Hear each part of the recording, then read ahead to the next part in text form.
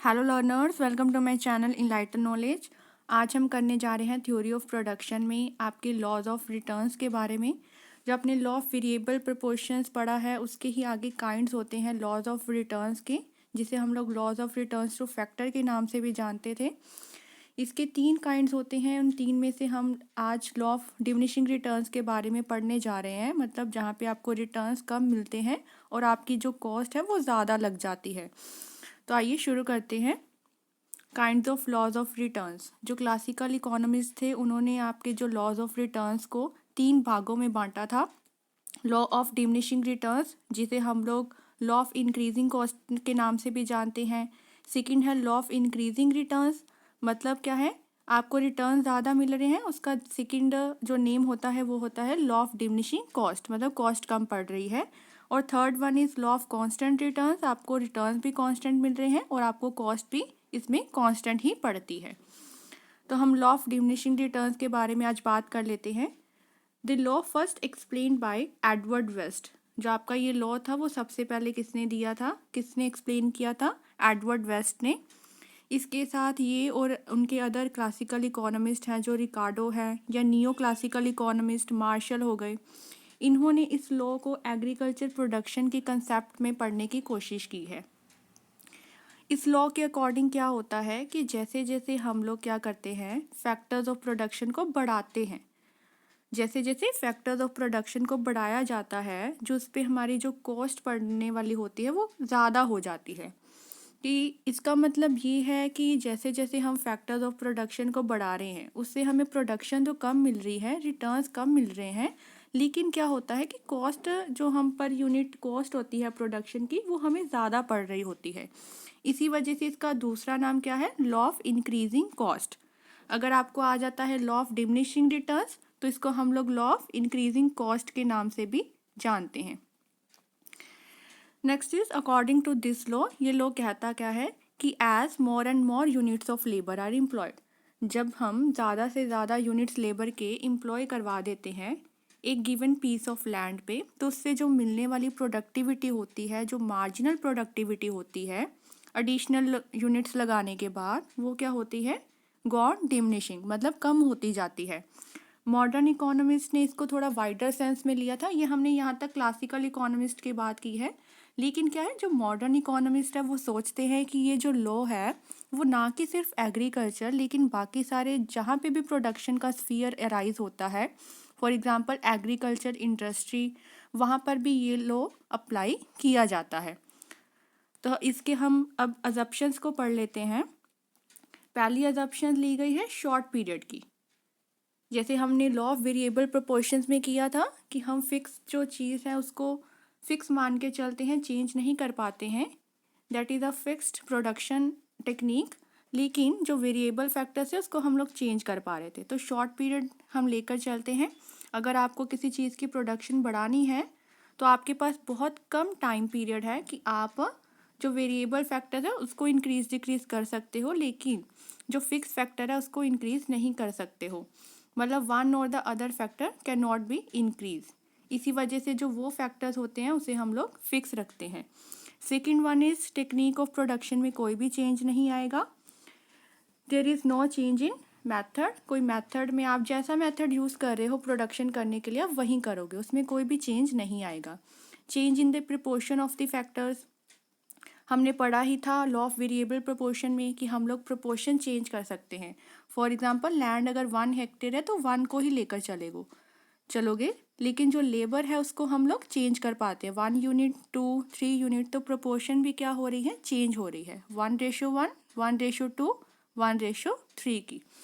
Next is homogeneous units. मतलब homogeneous का मतलब होता है सेम।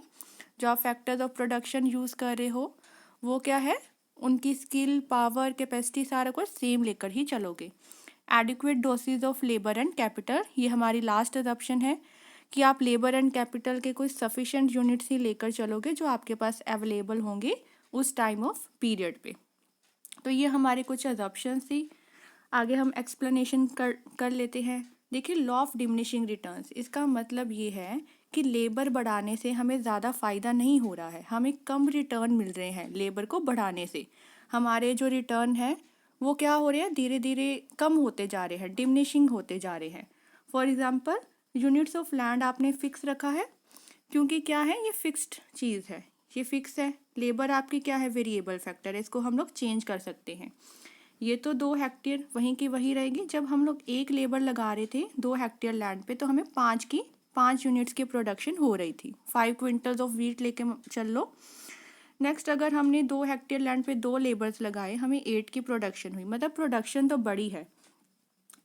सेकंड के था, थर्ड आपने लेबर लगाया तो 10 की प्रोडक्शन हुई, नेक्स्ट लगाया तो 11 की।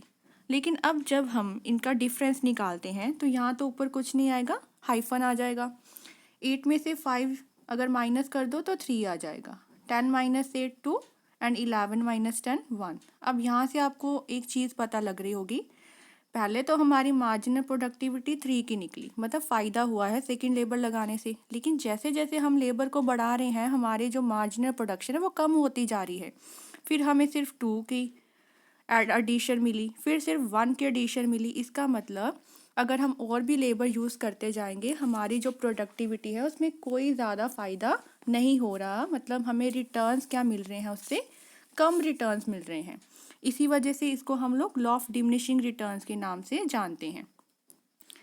नेक्स्ट आपको बता रखा है कि जैसे जैसे आप क्या करते हो कि लेबर को, यूनिट्स को बढ़ाते जाते हो, एम्प्लॉय करते हो एक पीस ऑफ लैंड पे, टोटल प्रोडक्शन बढ़ती तो है लेकिन डिमिनिशिंग रेट पे बढ़ती है, मतलब धीरे धीरे बढ़ती है।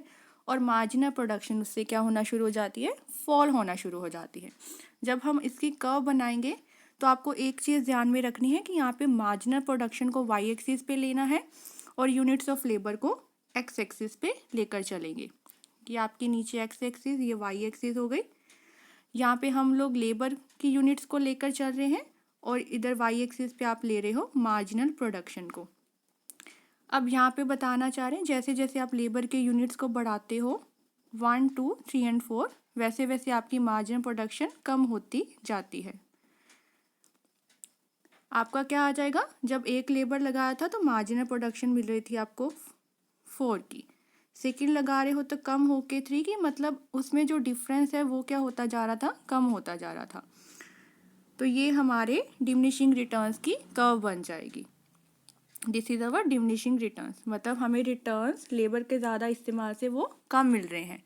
एक चीज़ हमने और पढ़ी है, इसको हम लोग लॉ ऑफ इंक्रीजिंग कॉस्ट भी कहते हैं। तो कॉस्ट कहाँ से निकाली जाती है, कि अगर आपको पहले टोटल कॉस्ट पता हो, ये लॉ एक्सप्रेस करता है in the change of average cost. जब हमें ये कर्व बनानी है कॉस्ट वाली, तो हम लोग इसमें एवरेज कॉस्ट को लेकर चलते हैं, मतलब पर यूनिट पे आपको कितनी कॉस्ट लग रही है कोई प्रोडक्शन करने पे। जब हम ज़्यादा यूनिट्स लेबर और कैपिटल के यूज़ करते हैं डिमिनिशिंग रिटर्न्स में, तो क्या होता है कि हमारे जो कॉस्ट ऑफ प्रोडक्शन है, एवरेज कॉस्ट है, पर यूनिट कॉस्ट है, वो क्या होना शुरू हो जाती है, बढ़ना शुरू हो जाती है। लैंड यहाँ पे फिक्स्ड फैक्टर है और टोटल कॉस्ट एक यूनिट ऑफ लेबर की कितनी ली है हमने, 40 रुपीज़, मतलब एक यूनिट ऑफ लेबर को आप लोग 40 रुपीज़ दे रहे हो।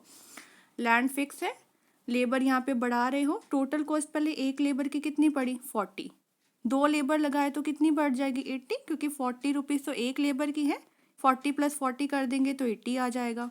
इसमें 40 ऐड करेंगे 120 एंड देन 40 ऐड करोगे तो 160 आ जाएगा। ये तो हमारी टोटल कॉस्ट निकल गई।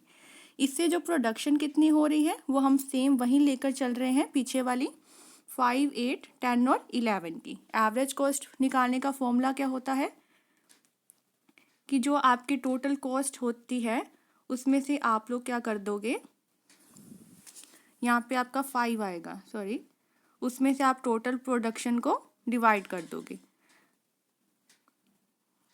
तो टोटल कॉस्ट अपॉन क्या है, टोटल प्रोडक्शन, मतलब कॉस्ट और प्रोडक्शन में क्या फ़र्क पड़ रहा है। देखिए 40 डिवाइडेड बाय 5, तो इसमें आपका यहाँ पर आ जाएगा 8, यहाँ पे गलती से लिख दिया गया है, 40 डिवाइडेड बाय 5 है तो 8 आ जाएगा। 80 में से 8 डिवाइड, ये देखिए ना, 80 को 8 से डिवाइड करो 10, 120 को 10 से 12 आ जाएगा और 160 को 11 से तो 14.54। इसका मतलब क्या है कि आपकी जो एवरेज कॉस्ट है वो बढ़ती जा रही है, पहले 8 थी, 10 हो गई, 12 हो गई, फिर 14.54, और भी बढ़ाते जाओगे तो और भी आपकी जो कॉस्ट है वो बढ़ती ही जाएगी। तो एवरेज कॉस्ट का फॉर्मूला क्या है, जितनी आपको कॉस्ट टोटल कॉस्ट पड़ रही है उसको डिवाइड करवा देंगे टोटल प्रोडक्शन से, मतलब कितनी प्रोडक्शन हो रही है। हमें पर यूनिट कॉस्ट निकालनी होती है तो हम ऐसे ही निकालते हैं। नेक्स्ट क्या है, इसकी कर्व बना लेते हैं। यहाँ पे मैं इसीलिए ये लेकर चली हूँ क्योंकि हमने एवरेज कॉस्ट से ही इसकी कर्व को बनाना है। नीचे हम लोग एक्स एक्सिस पे तो लेबर के यूनिट्स ही लेंगे और यहाँ पे आपको एवरेज कॉस्ट को लेकर चलना है। तो एवरेज कॉस्ट यहाँ पे 8, 10, 12 और 14.54 दे रखी है। आप यहाँ पे 2 का डिफरेंस ले सकते हो या 4 का डिफरेंस भी लिया जा सकता है, अपने अकॉर्डिंग आप लोग डिफरेंस इसमें ले सकते हो।